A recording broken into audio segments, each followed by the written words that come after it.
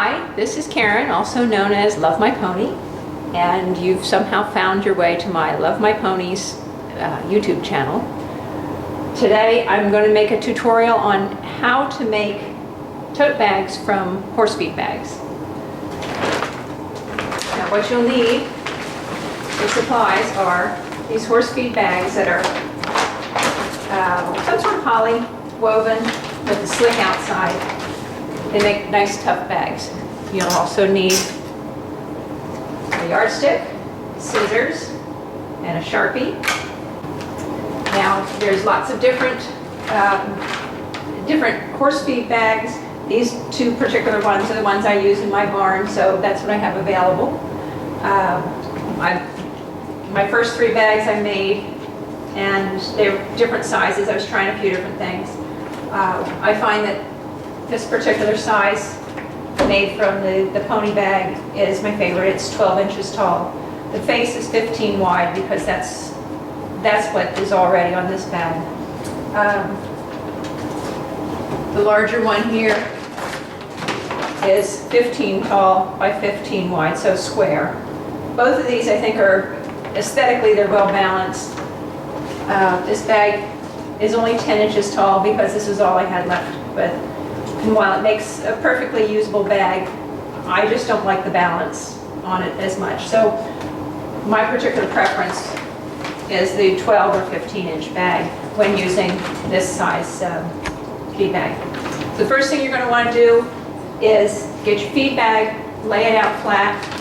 You can see that there's these natural creases already for the size of the bags. Lay it out flat and get a measurement on your sizes. I've already measured out this bag, the face of it, 15 inches across. These side faces, the sides are 6 inches across. Now you'll see with this bigger bag, even though it's much larger, the face on that is, we'll call that 19 across. But the sides are an inch narrower than the sides here. These are only 5 inches across. And the only reason I mention that is the sides, the dimensions of the sides will determine how much you add for your bottoms. Let's get started. I'm going to start with the pony bag. The pony bag is kind of unique, I think, because it does have photos both top and bottom, and either can be used. And I like both of them. So I wanted to see if I can get 2 bags out of 1 feed bag, which I've already found out I can. However, we do make the straps out of what's left over, but if I cut this bag in half and make 2 of these bags, then I have no leftover. So I take 2 pony bags, I can get 3 totes along with all the straps I need. One thing I want to mention is, because these held horse food, they're going to be sticky inside, maybe dirty on the outside. They will have to be cleaned. Now I have cleaned all my bags ahead of time, but there's an easier way, and rather than doing them whole. So when you get your bag, decide where the face of your tote is going to be and cut your bag at that point. Once your bag is cut, it's much easier to handle. You can then take it, put it in your kitchen sink or your deep sink in the laundry with some dishwashing liquid and a little, warm water. Get in there and rub the inside, because for these they had a little bit of molasses in them that made them a little sticky. If you're using dog food bags, dog food's oily, so clean them out. They're much easier to clean, however, when they're this size rather than a full bag. And then once they're done, rinse. I had mine sitting out in front of the barn. They sit right up very nicely, dry very quickly, and then you're ready to start. Either that or towel dry them, you're ready to go right away. And to start out with, I've decided I'm going to make a 12-inch high. In this case, I'm going to use this bottom photo area.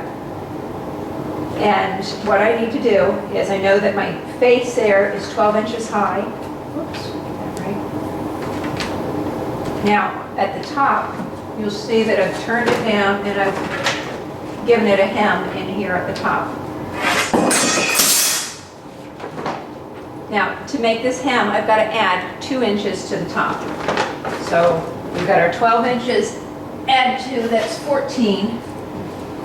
And then I have to determine how much I'm adding for the bottom so it can fold under and make this square at the bottom. You can see I've stitched it together here. And that's where the sides determine how deep or how much room I put here.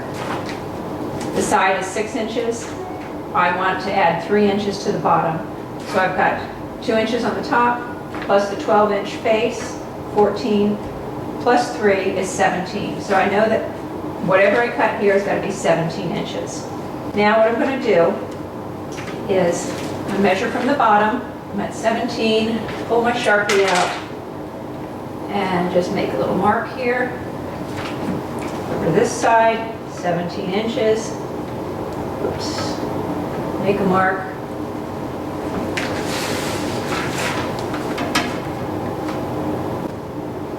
All right.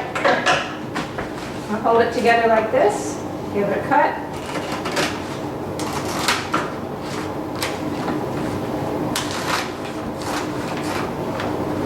Hold it kind of steady. All right. Now I'm going to set this piece aside because that can be used for a second bag. I've now got my first bag cut and ready to start work. Let's go ahead and cut some straps as well. That's what I'll do with the rest of this. If we're only getting one tote bag out of a feed bag, we use the remainder of the feed bag to cut straps. The straps are going to be simply a 3-inch wide strip cut straight across. Make our marks. This seems pretty square at the top, so that's good. That's only 3 inches, right? Oh, that's 3. This will make, what I do is I'll be making a 1-inch wide strap out of this 3-inch wide piece. Mark it off.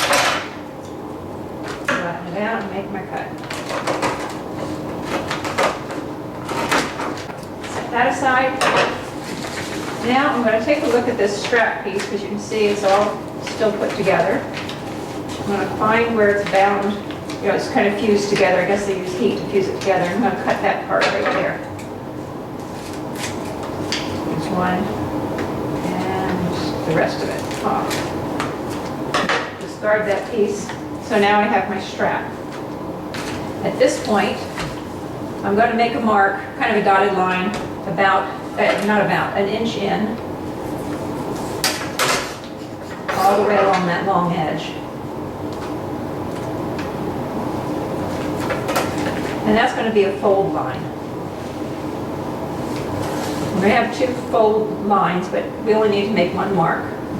Make it simple. And I'm going to start out by finger pressing this first fold line. Because we can't really use heat on this. It'll fuse it together, ruin your iron. So what I'm going to do, I'm going to take the 2-inch part and I'm going to fold it up and just over top of, a little bit over top of that fold line. And I'm going to push down with my fingers. I'm making a bit of a crease. There we go.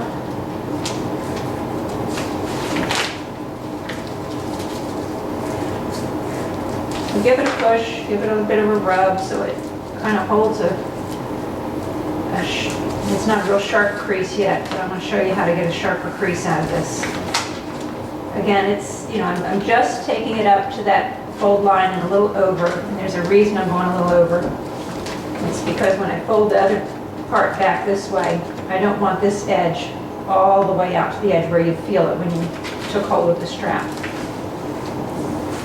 I guess you could come back and after you sew it, you could trim it off, but this way you don't even have to. Okay, so I've got my first kind of a fold there. And if my camera can follow me over here to the counter's edge, here's where I really sharpen the crease. I'm going to grab it pretty firmly.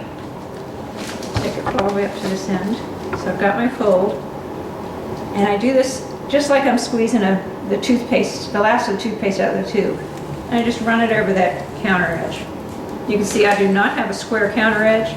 but it works just fine. Works great on a more square surface. But that'll give you a good sharp crease. Much nicer. Now I'm going to finish by folding back the other direction. You can see it doesn't go quite all the way across. That's what I wanted. So I'm going to finger fold. Start those creases. So fold until I can get it over the counter's edge as well, again.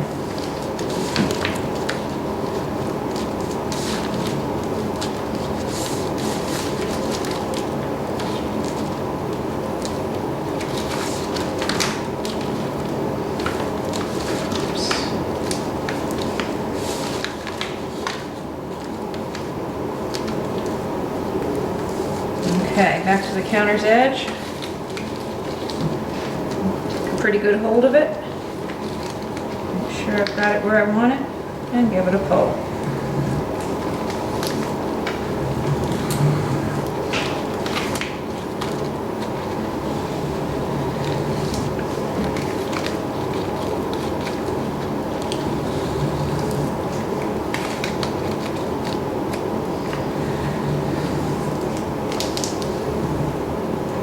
Okay, that strap is now ready for the sewing machine. And what I'll do is I'll stitch it down fairly close. You could stitch it down the center and trim back. I'm avoiding doing any trimming, so I'll stitch it as close as possible to this second edge. And then once it's stitched, fold it in half, cut it, and there's your two straps. But in the meantime, let's go back to the main body of the tote. At this point, you want to take this body, turn it inside out, because you'll be working from the inside, or with the outside showing from here on out.